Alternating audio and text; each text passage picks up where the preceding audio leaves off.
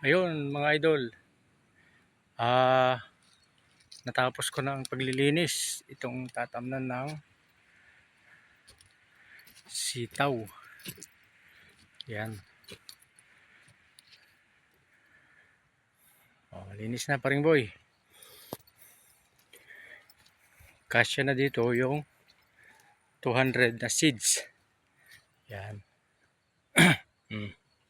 Kita mo naman. Pagkabigay mo ng buto, inaksyonan ko kagad.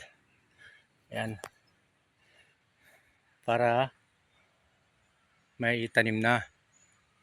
Ito na po yung ating plant preparation. At ang susunod nito ay magtatanim na ng buto. Yan. Baka siguro mga bukas. Hanggang dito lang ating vlog. Tabak Farmer. Bye.